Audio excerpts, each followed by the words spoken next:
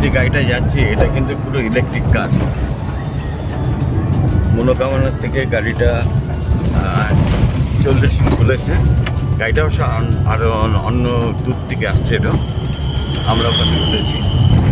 মাঝখানে আবার charging point রয়েছে, সেখানে গাড়িটা চার্জ করলো, আধ ঘন্টার মধ্যে গাড়ির ব্যাটারি ফুল চার্জ হয়ে গেল। আমাদের ইন্ডিয়াতে ইলেকট্রিক কার এসেছে, কিন্তু মুশকিল হলো আনসাকসেস। এই কারণে চার্জিং পয়েন্ট নেই।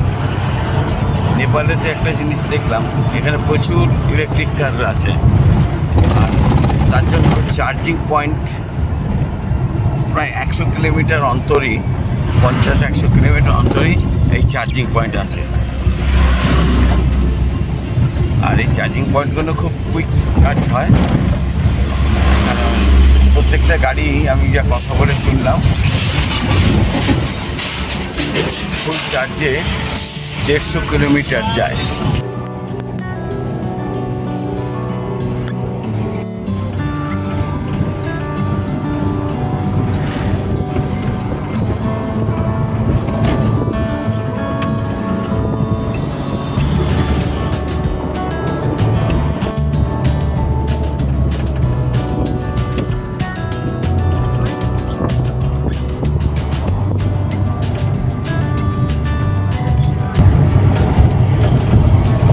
এই পাহাড় থেকে ওই পাহাড় টপকে চলেছে।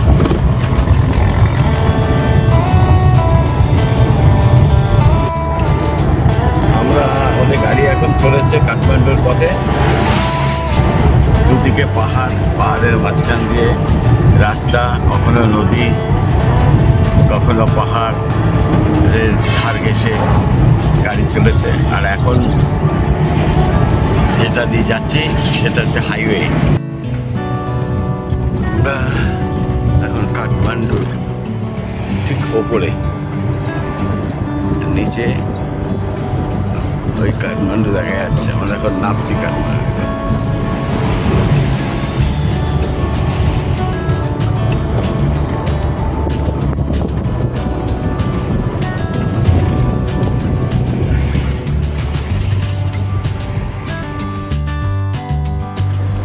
শেষমেশ আমরা এসে পৌঁছলাম কাঠমান্ডু শহরে।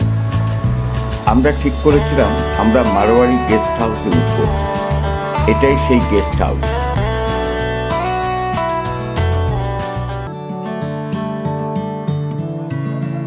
গেট দিয়ে প্রবেশ করার পরেই চোখে পড়ে রাধাকৃষ্ণের মন্দির। এটি একটি বিরাট গেস্ট হাউস। এখানে আছে প্রায় 300-এরও বেশি রুম, প্রতিটি ডবল বেডরুম। এসি এবং নন এসি দু রকমই এখানে ঘর পাওয়া যায়। সকাল থেকেই এই কাউন্টারে লাইন পড়ে যায় ঘর বুকিংয়ের জন্য। আমাদের রুমটা একদম 3 তলাতে।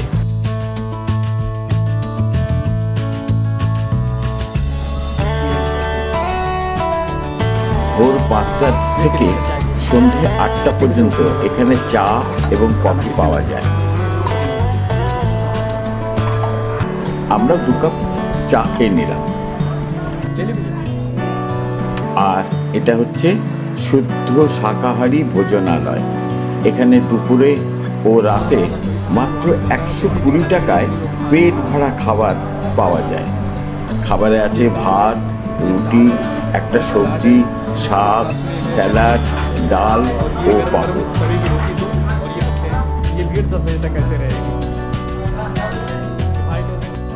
স্নান করে সকালবেলা আমরা বেরিয়ে পড়লাম পশুপতিনাথ দর্শনের উদ্দেশ্যে। আমাদের গেস্ট হাউস থেকে 200 মিটারের মধ্যেই পশুপতিনাথের মন্দির।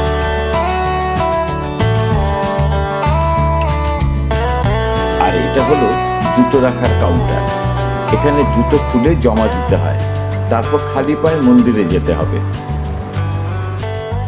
আজকে আমার শরীর খুব খারাপ, পায়ে হঠাৎ যন্ত্রণা আরম্ভ হয়েছে। তাও খুঁড়িয়ে আমরা পশুপতিনাথকে দর্শন করতে এসেছি। পশুনাথকে দর্শন করব, তারপরে আপনাদের সাথে আবার কথা বলব।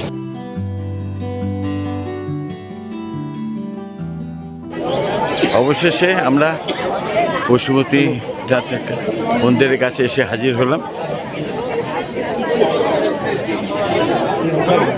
এই হলো পশুপতিনাথ মন্দির।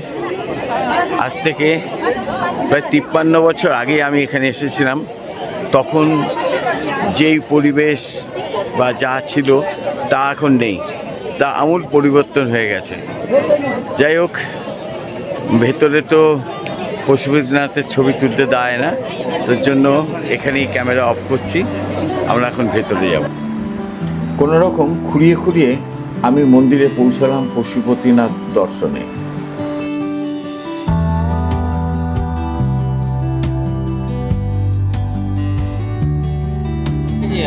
আমরা এখন মন্দিরের কম্পাউন্ডের ভেতরে। এই হলো পশুপতিনাথ মন্দির। সবাই লাইন দিয়ে মন্দিরের বিগ্রহ দর্শনের জন্য ব্যাকুল আগ্রহে দাঁড়িয়ে আছে।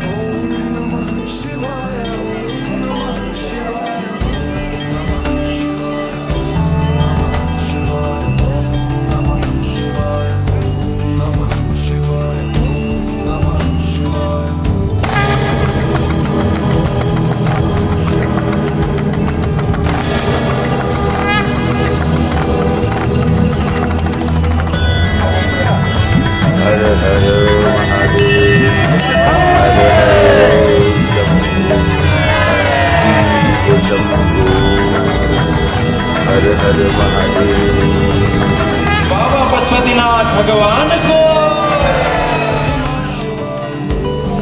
নেপালের পশুপতিনাথ কাঠমান্ডু। জয় শিব শম্ভু।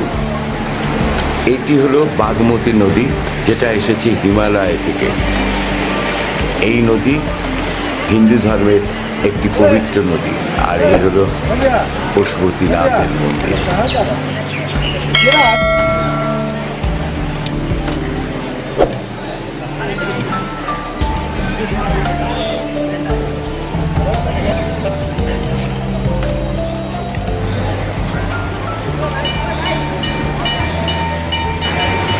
আমরা এখন পশুপতিনাথ মন্দিরের ঠিক পেছনে নদীর ধারে রয়েছি। ওই দেখা যায় পশুপতিনাথ মন্দিরের প্রবেশপথ।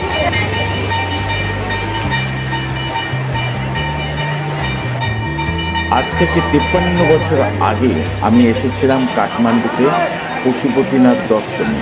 তখন এখান থেকে আমি সংগ্রহ করেছিলাম পশুপতিনাথের মূর্তির মতন একটি শিবলিঙ্গ, যা আজও আমি আমার কাছে রেখে দিয়েছি সযত্নে। বাগমতী নদীর তীরে রয়েছে মহাশ্মশান। এই শ্মশানে শবদাহ করা হয়। কথিত আছে এই শ্মশানে শবদাহ করলে সরাসরি শিবলোকে যাওয়া যায়।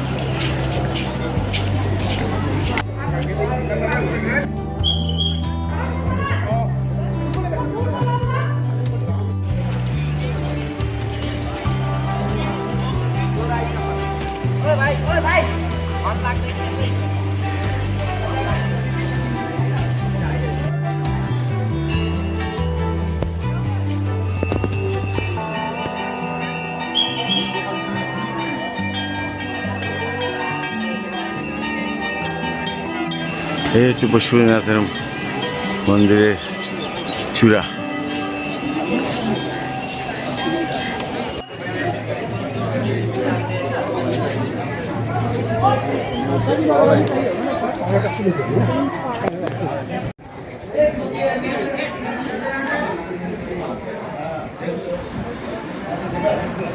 মন্দিরের পেছন থেকে আমরা ধীরে ধীরে বেরিয়ে এলাম। সামনেই দেখলাম বেশ কিছু পায়রা একটা জায়গাতে খাবার খাচ্ছে। খুব ভালো লাগছিল এগুলো দেখে। গত ভূমিকম্পে পশুপতিনাথের পাশের এইসব বিল্ডিং বেশ ক্ষতিগ্রস্ত হয়েছিল, তাই ঠেকা দিয়ে এগুলোকে বাঁচিয়ে রাখা হয়েছে। এই একটু এগোতেই এক পূজারীর সাথে দেখা। তিনি জানালেন পশুপতিনাথের মাহাত্ম্য। आराध्य देव भगवान श्री पशुपतिनाथ की जो मंदिर में आने वाले दर्शनार्थियों के लिए थोड़ा जानकारी दे रहा हूँ। भगवान श्री पशुपतिनाथ जो 12 ज्योतिर्लिंग में नाम में तो नहीं आते हैं, लेकिन केदारनाथ जी का आधा हिस्सा भगवान श्री पशुपतिनाथ को माना गया है। पशुपतिनाथ बोलने से, पशु बोलने से संपूर्ण चराचर के जितने भी जीवात्मा है, पति बोलने से पालयिता है, पति पालन करने वाला कौन होता है? पति होता है। इसीलिए कहते हैं पशुपतिनाथ। शिव पशुपतिनाथ, ब्रह्मा वेदपति, विष्णु यज्ञपति, सूर्य ग्रहपति, ये सब अलग अलग पति होते हैं। तो चराचर के जीव के पति शिव पशुपतिनाथ है। द्वापर युग में आने के बाद में 18 दिन महाभारत का युद्ध हुआ कौरव पांडव की, और पांडव को गोत्रवध का दोष लगा। उससे प्रायश्चित पाने के लिए पांडव कई तीर्थाटन करने के लिए गए थे। तो कैलाश चले गए, कैलाश में दर्शन नहीं हुआ। काशी में चले गए, काशी में दर्शन नहीं हुआ। गुप्त काशी चले गए, उत्तर काशी गए, दर्शन नहीं हुआ। तो केदारनाथ में जाकर जब तब करके पांडव बैठे थे, भगवान भोलेनाथ भैंसा रूप धारण करके उनकी ध्यान को भंग करने के लिए इधर उधर करने लगे, और उनकी ध्यान भंग हो गया। तो देखते सामान्य में एक भैंसा आ गया। यहाँ तो अरे भाई कोई पशु पंछी जीवात्मा नहीं था, ये भैंसा कैसे आ गया? कहीं शंकर तो नहीं है, कहीं भोलेनाथ तो हमको परीक्षा नहीं ले रहे, चलो इनको पकड़ते बोलकर पांडव जब खड़े हो जाते हैं, तो भगवान भोलेनाथ उनकी नेत्र को भ्रमित करके अपने समूह में 200-300 भैंस को जमा कर देते।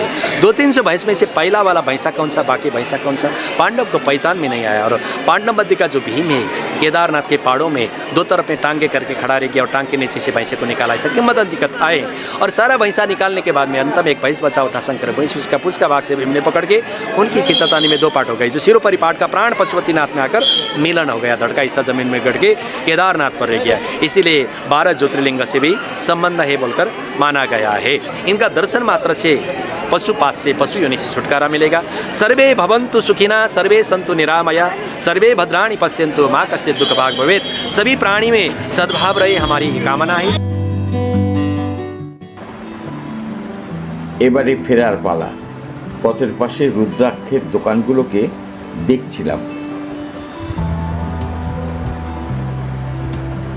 আর বলছিলাম, হর হর মহাদেব, শিব শম্ভু, জয় পশুপতিনাথের জয়।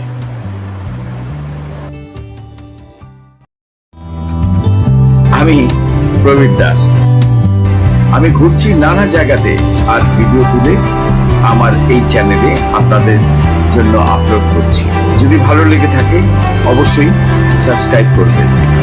আজ এই পর্যন্তই, আবার আসছি খুব তাড়াতাড়ি অন্য গল্প নিয়ে। ভালো থাকবেন, দেখা হবে অন্য এপিসোডে।